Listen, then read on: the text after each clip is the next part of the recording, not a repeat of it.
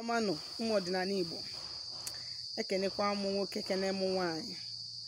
Asị m na chi tata wụ chi afọ, sị ka chi afọ tata fọtara anyị ndụ, fọtara anyị ngozi, fọtara anyị udo na agamniru, ihe akụ akụ na ihe enwe enwe.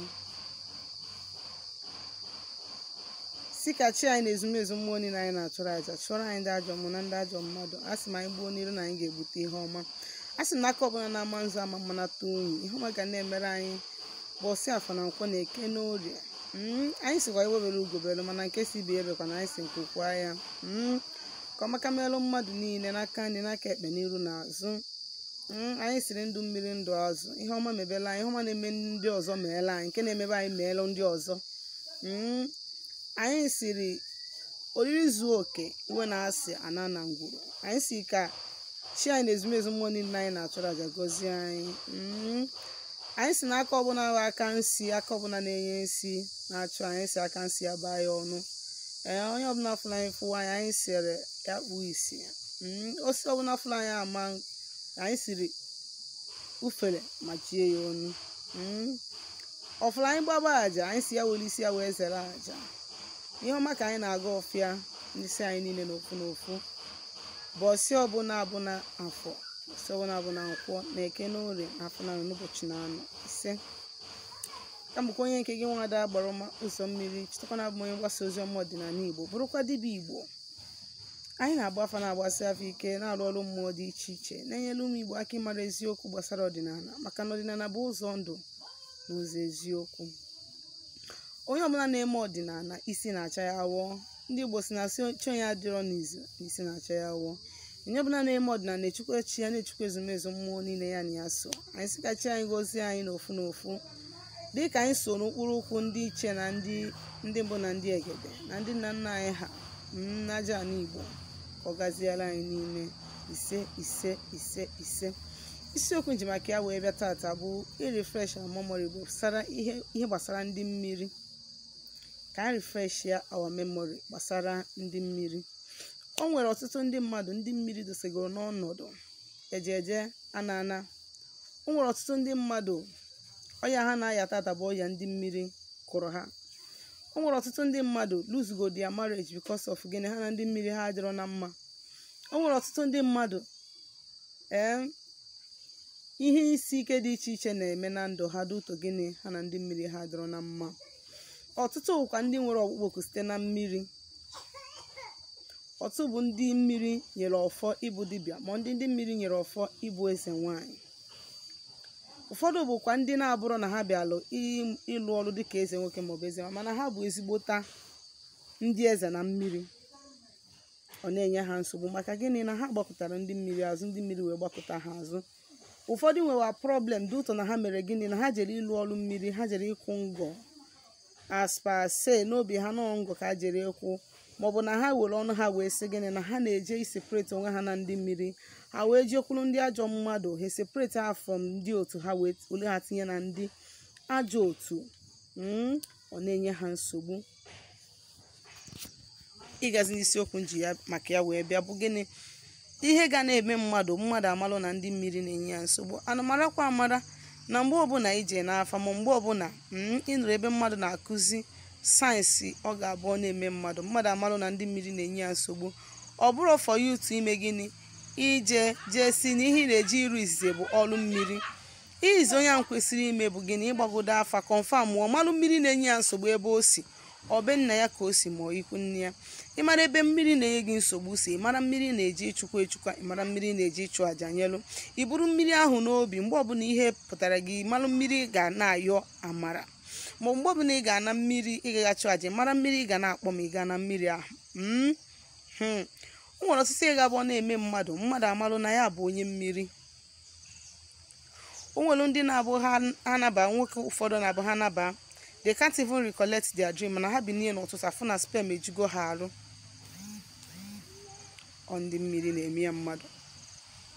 O nwere ọtụtụ ndị mmadụ na-abụ ha naba, ha na-agwọ, ma agwọ akwụchiri ha ụzọ, ha na-agwa na-eme. O nwere ọtụtụ ndị mmadụ na-abụ ha dina na bed, agwa bịa na bed ha. Mgbe ha nọrọ ha na-atụ, ọ dịghị ka o nwere ihe nọ ha n'akụkụ, imepe anya afụ agwọ. Ụfọdụ na-abụ ha dina, ọ dịghị ka o nwere na-emetụ ha arụ. ha ma mfu onye ha mepe anya ama mfu onye ahụ mana ha nọ nwayọ at the quiet time ụdị ha ka nwere ịnọ ha n'akụkụ na-emetụ ahụ na bed ha nọ ọ ndị mmiri gị ma ụmụaka gị bịakwutere gị na fisikal. Ụfọdụ na-abụ ha na-aba afụ onwe ha n'akụkụ mmiri, ụfọdụ na-abụ ha na-afụ onwe ha na pit. O nwere mmiri onye ọbụla mmiri na-esi ya, mmiri be nna ya ma ikwu nne ya ma ikwu nne ya ma ikwu nne nna ya bụ mmiri a na-akpọ ogwugwu. Mgbe ọbụla ị mepere anyị ga na-afụ pit, imechara anyị ga na-afụ pit. Ọ bụrụ na ogwugwu na-anaghị oke ị na-afụ pit, ma ọ nwere arụsị bụ ogwugwu dị na be unu, imecha anyị na-afụ pit. Ị na-afụ ebe a na-atinye gị n'onunu, ma ị na-afụ ebe ị na-achọ ịgafe onu na-abịa kwuchie gị ụzọ. Ịma na ị kwesị ijiji setlụọ ogwugwu arụsị ma ogwugwu mmiri. Ịgba afọ ịmalụ nke na-eso gị, ịmalụ nke ya ejije chụkwa. Ụfọdụ ndị mmadụ bụ ha lala ụlọ afọ ebe ha kụ nwa na nlọ, ebe ha na-anọsụ nwa ma ya afọ onwe ebe ha dị ime. Ụfọdụ bụ ha jecha deliverance ha naba afọ onwe ebe a na-agba nkwụ ma ebe ha na-eme white wedding. Ha echee na di na-abịa, ha mara na onye mmiri ya ihe ejeje megharị ihe n'isi ya because they try to separate themselves from them. Mgbe ịkwala onye ahụ ibu na-ezuru ezu.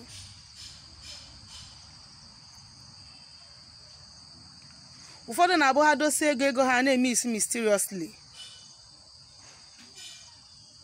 Ọ bụrụ ndị mmiri, mgbe ọ bụ na ndị amụsị ya bịa iwere ego gị, na mere gị iji ọgbarie gị na ka ndị mmiri na-emekwa ya, ma ị nọlụ ụka ata ego gị ma ihe abịa takasị ego ebe idosere ego. Mana ndị mmiri bịa idosi 200,000 if 180 or 150.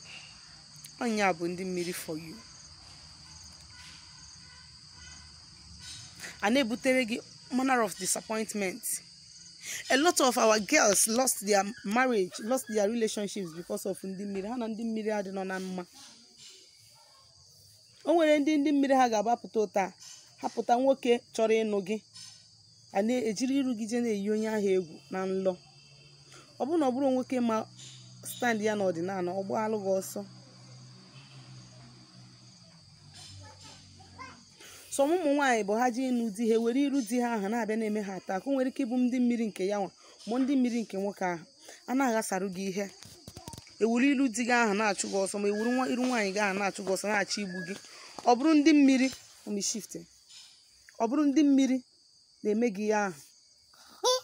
Ghọtago? A lot of people ga-abụ ha nọ na nlọ ha fụ o jiri iru nwoke ya na-enwe nwoke ya na ya na-ayị ya na-eme eki intercourse, especially onwe ike na-eme isi your partner.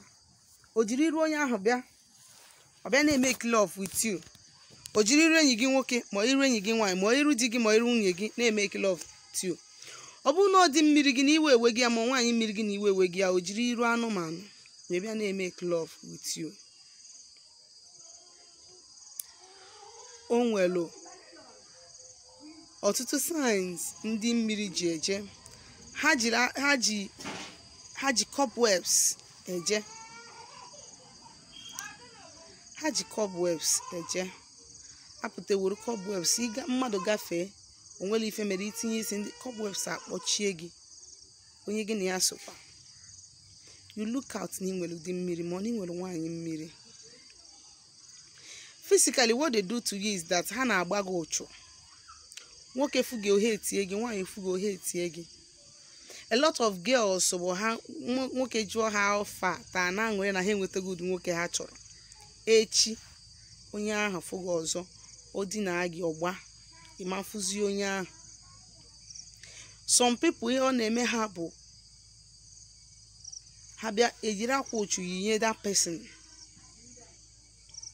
Mmadụ kwecha ha nkwa di na nwaanyị ikwetacha ha eme ya akọba ihe ọzọ. Ifọsgodo onwe gị afọs banye into that marriage. Ọ bụla akụkọ everyday stories, mgbakasị ahụ, iwe na ọnụma. Because already there is a family you have somewhere. Ndị na-asọ Igbo say that you cannot serve two masters at a time. You need to do away with this in order to be able to cope with this. A lot of ụmụ nwoke a na-emebiri ha business, na-emebiri ha contract upon contract. ana m asị na ndị ajọ mmadụ anọrọ, mana bifo ajọ mmadụ enweta gị, onwego mmụọ mepelu ha ụzọ ha ji enweta gị. Ọ bụrụ na ị lere onwe gị anya na ị nwere ụdị mmiri, ma onye na-afụ some of all these signs, ma ọ na even sometimes ha ji masquerade apụ mmanwụ na-achụ gị na nlọ.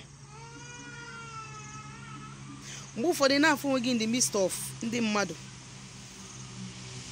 na-afụ onwe gị in the midst of friends na nlọ,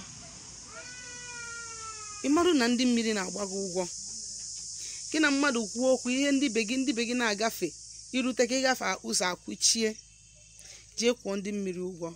Mana advice na-enye gị bifo ịkwụọ ndị mmiri ụgwọ, try ya gbagodo afa, mana ụmụ nwere mmụọ ndị ọzọ nọ n'ụzọ gị n'idiri ịchịkwa bifo ịchịkwaba ndị mmiri, so that ịlụ ọrụ a ịlụọ ya once and for all. Mana ọ bụ nọọ ka ije ịma jump, ije ka ịchịkwa ndị mmiri, o nwere ike ịchịkwacha ha taa, echi ịchịkwa ha ọzọ, maka na o nwere ọtụtụ entities ị kwesịrị idozi bifo idozie ha. Aka m bụkwa onye nke gị nwada Agbaroma Ụzọmmiri. Chetakwana abụ m onye mgbasa ozi ọdịnala Igbo, bụrụkwa dibịa Igbo. Onwe ajụjụ ị nwere ịjụ gbasara ihe ndị a nkụziri taa, ma ihe ndị na-akụzi na mbụ, ma ihe ọbụla gbasara ọdịnala Igbo, biko dere m meseji na my WhatsApp nọmba na 07037311663 maka emesịa.